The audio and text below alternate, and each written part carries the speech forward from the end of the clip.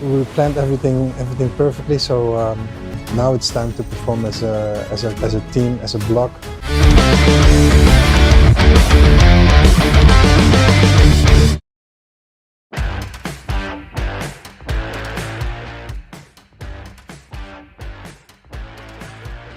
Selalu ada hal yang mencuri perhatian saat timnas Indonesia menjadi tim tamu. Bahkan kali ini, timnas Indonesia pun harus menghadapi tantangan di luar lapangan saat akan menjalani persiapan laga lanjutan kualifikasi Piala Dunia 2026 melawan Australia di Sydney. Yang mana fasilitas yang diterima skuad Garuda kini menjadi sorotan tajam, terutama kondisi bus yang digunakan untuk transportasi tim. Bagaimana tidak, sebuah video yang diunggah oleh akun Instagram @GarudaLegend memperlihatkan kondisi bus yang dinilai kurang representatif dan terlalu sederhana untuk ajang sekelas kualifikasi Piala Dunia. Yang paling mencolok adalah lampu depan bus yang hanya menyala sebelah, menimbulkan kekhawatiran akan keselamatan para pemain dan juga official team. Unggahan ini pun langsung memicu reaksi keras dari warganet. Banyak yang menyayangkan perlakuan tuan rumah terhadap timnas Indonesia, terutama mengingat fasilitas mewah yang diberikan saat Australia bertandang ke Indonesia. Seprofesional-profesionalnya Australia, mereka tetap ingin meneror psikis para punggawa timnas dengan hospitality yang dikurangi. Bus apa adanya, salah satu yang mencerminkan itu, tulis salah seorang warganet. Ada juga yang menyindir perlakuan tuan rumah dengan menyajikan fakta skuad 600M harus dinaikkan sekelas bus AKDP awal 2000-an. Padahal memang jika menilik ke belakang, ketika timnas Australia bertandang ke Indonesia, pihak tuan rumah menyiapkan panpel yang bisa dibilang sangat keren, di mana full bergambar dan nama timnas Australia. Bahkan untuk menjamu Bahrain tanggal 25 Maret nanti, Indonesia pun sudah siap, termasuk juga untuk transportasi yang sangat memadai. Hal ini dapat dilihat dalam unggahan blitznews.football yang memperlihatkan bus berwarna biru merah dengan bergambar dan nama Bahrain. Ya, meski sempat mendapatkan perlakuan kurang menyenangkan sampai timbul konflik hingga Bahrain sempat enggan bermain di Indonesia, namun sikap bijaksana ditunjukkan oleh seluruh pihak yang bertanggung jawab dengan menyediakan fasilitas terbaik untuk tim yang bertamu ke Indonesia tak terkecuali Bahrain. Hal ini kemudian coba diulas oleh Mas Dimas Klirit di akun TikTok pribadinya. Sementara itu hingga saat ini belum ada klarifikasi resmi dari pihak Australia mengenai kondisi fasilitas yang diberikan kepada timnas Indonesia. Kejadian ini tentu menimbulkan pertanyaan besar mengenai standar fasilitas yang diberikan dalam ajang internasional dan bagaimana hal ini dapat mempengaruhi mental dan performa para pemain.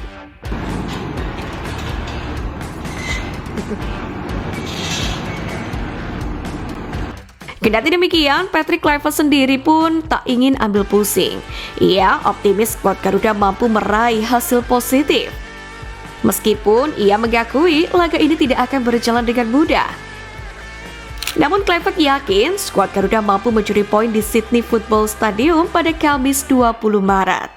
Keyakinan Kluivert ini bukanlah tanpa dasar. Pasalnya pada pertemuan pertama di Jakarta pada September lalu, skuad Merah Putih berhasil menahan imbang Australia tanpa gol. Kini dengan skuad yang lebih lengkap dan taktik baru dari sang pelatih, mereka pun siap memberikan kejutan di kandang lawan. Kami datang ke sini untuk mendapatkan hasil yang baik, dan hasil yang baik berarti kemenangan. Tentu saja ini akan menjadi pertandingan yang sangat sulit, tetapi saya yakin kami bisa meraih hasil yang positif.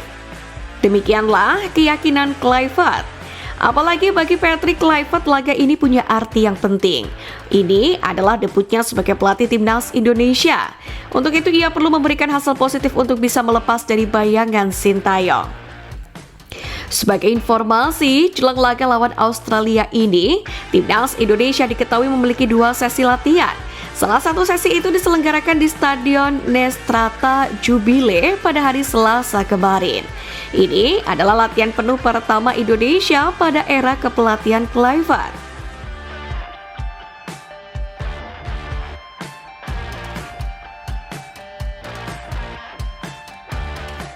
Meskipun para pemain baru saja menjalani perjalanan panjang, namun Kluivert menyebut anak asuhnya dalam kondisi yang bagus menjelang pertandingan melawan Socceroos.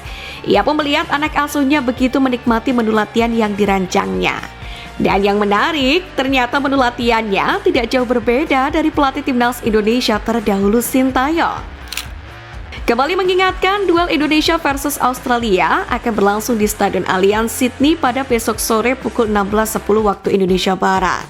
Timnas Indonesia pun akan berusaha mencuri poin di laga tandang melawan Australia, yakni dalam pertandingan ke-7 grup C ini.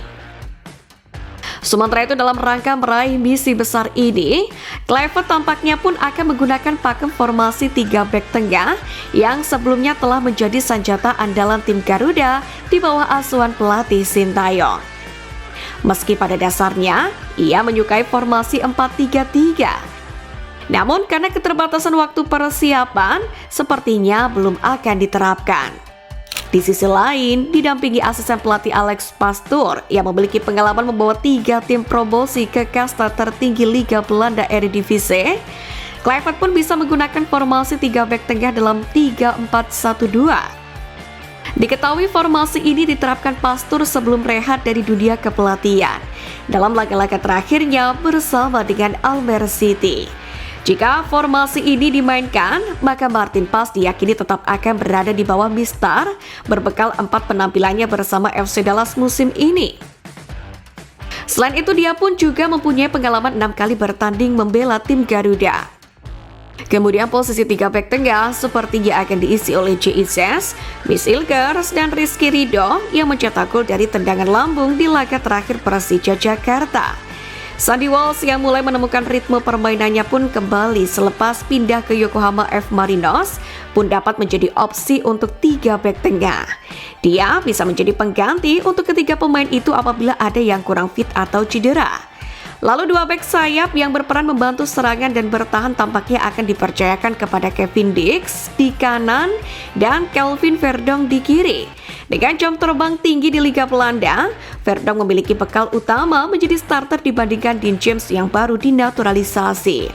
Sementara untuk pemain tengah, posisi ini pun akan diisi oleh Tom Haye yang rutin bermain untuk Almere dan Joy Palupesi, pemain 31 tahun yang sudah berpengalaman, yang mana kini sudah 8 kali tampil untuk Lommel SK di kasta kedua Belgia. Sementara Marcelino Ferdinand yang mencetak 2 gol kemenangan melawan Arab Saudi pun diprediksi akan ditaruh Kluivert di depan Tom Haye dan Joy. Marcelino akan berperan free roll lebih menyerang dalam formasi ini, yakni untuk mendukung 2 striker utama yang sepertinya akan ditugaskan kepada 2 pemain anyar, yakni Oli Romeni dan Septian Bagaskara. Ole yang merupakan striker serba bisa di lini depan akan menjadi tandem yang pas untuk Septian yang menjadi striker timnas tersubur musim ini dengan catatan 7 gol di Dewa United. Untuk itu menarik dinantikan bagaimana performa timnas Indonesia saat bersua dengan Australia.